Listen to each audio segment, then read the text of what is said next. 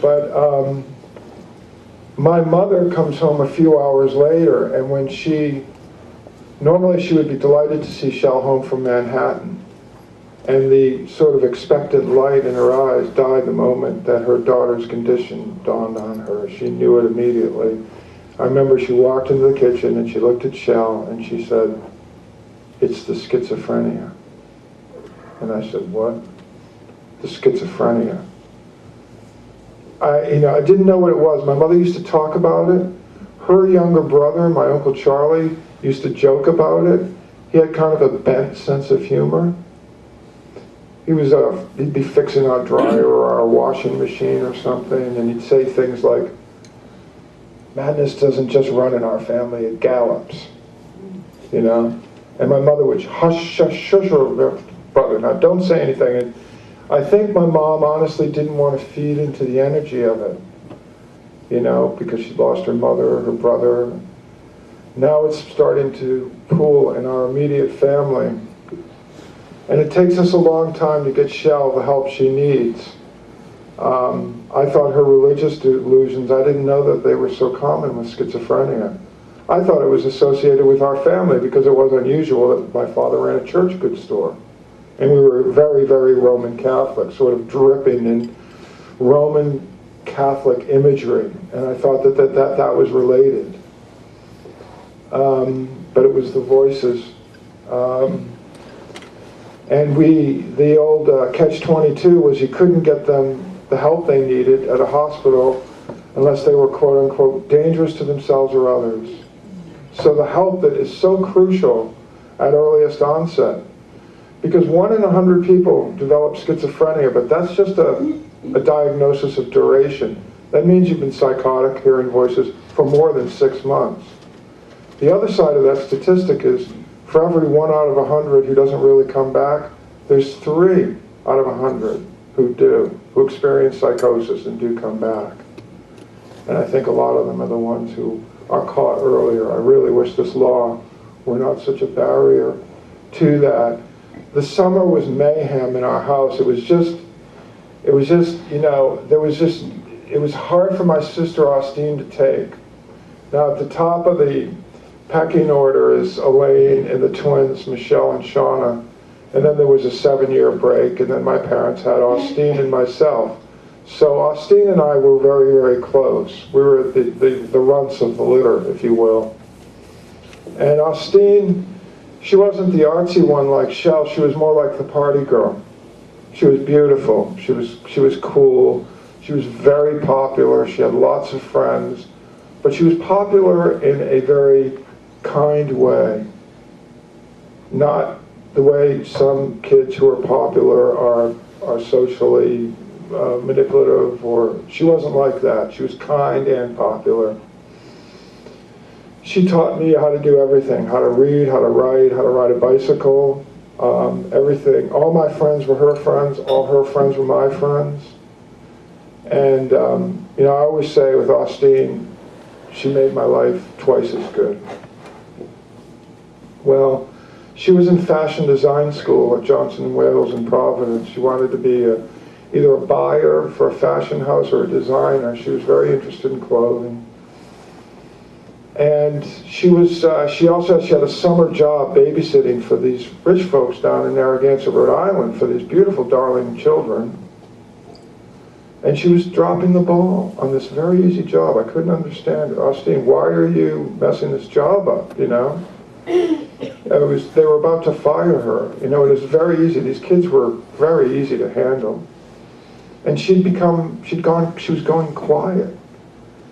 Her friend Jane was working down in Disney World, and to get away from Shell and all the craziness in the house, she had a chance to go down there, and she asked me, "Do you think I should go?" And it's to my eternal regret that I said, "Yeah, go, Austine, get away from here. It'll do you good. Go down to Florida, be with Jane, get a fun job at Disney World. You'll have a blast,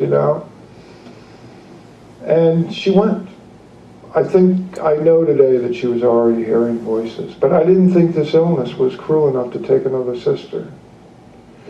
Now in those days, in the 1970s, you just didn't pick up the phone to make a call to Florida. You know, it was a long distance call. You'd think about it. You know, you might do it like once a week, not like today where you'd do it all day long and wouldn't even think about it, you know. So we, you know, but Austine wasn't calling, and she wasn't available when we called, and when she did call, she was very quiet. She had nothing to say. And I remember feeling hurt because I thought, my best friend, where's she gone, you know? And then finally, we thought, well, let her do her own thing. Finally, her friend Jane calls and says the same thing that Keith had said when Shell called. We called about Shell. He says, Austine's not well. So, let me see that part. Yeah. Now, I'd gone to college by now. I was a freshman in college, and I went back to my school to try to tuck back into my studies, but they don't seem necessary. It's hard to keep my head down. I can't fathom Shell, and I haven't heard from Austine in ages. This worries me. Why hasn't she called from Florida? Why is she so out of touch? In our family, when girls leave home, you come to expect the worst. Quietly, I suppose, I was bracing for the next pounce of the cat. Quietly it comes, too. Mounds of snow glisten on the New England ground at night as Austine's plane touches down from Orlando. At the arrivals gate, my mother and I spot her easily, reassuringly. Austine's hair is shorter now and frames her face like fur. She wears a white top and pale blue capri-style slacks. As she steps closer, though, I sense something is wrong. From the way she walks, I can see the old Austine has not landed. In her place is another young woman, shoulders hunched, body rigid, head bent forward.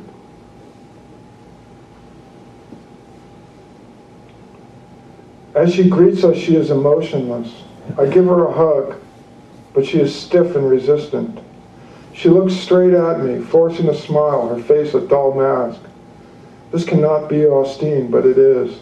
She's like a light switched off, the madness having carried her, pilot and passenger, into some deep oblivion. My heart sinks, my stomach drops, and I begin to cry inside. So Austine has been catatonic for the last 30 years, and she's recovery resistant. She hasn't really responded to the meds. Shell's had a better response with the meds, but they wear off, and she's still quite chatty with her voices. At one time, science believed, psychiatry believed not too long ago, that people suffering from catatonic schizophrenia do not hear voices. And we know that to be untrue now, and I sometimes suspect that Austine may be hearing hundreds of voices at once, and that this experience is completely disabling for her, literally disturbing.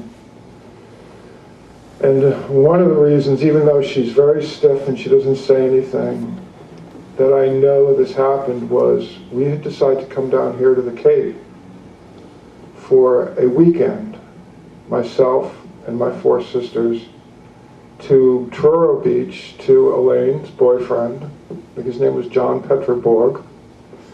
And we went into he didn't stick around, did he? No. But but I remember we walked into this beach house and put our bags down, and everybody was talking and sort of excited to be there.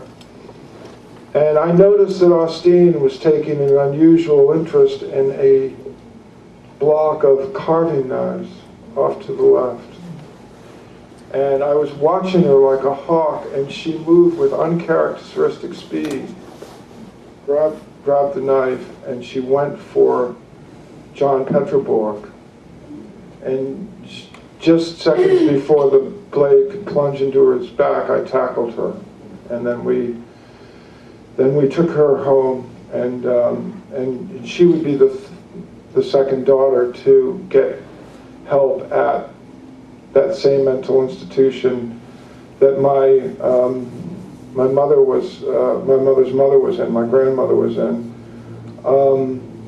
When Austin came off that plane, I just happened to be there with my mother to meet her. This was at Green Airport in Rhode Island. My mother went into denial. My mother said, she's just going through a bad patch. You know, and I said, bad patch, Mom. She might as well have the word schizophrenia franked on her forehead. You know, with rapid onset,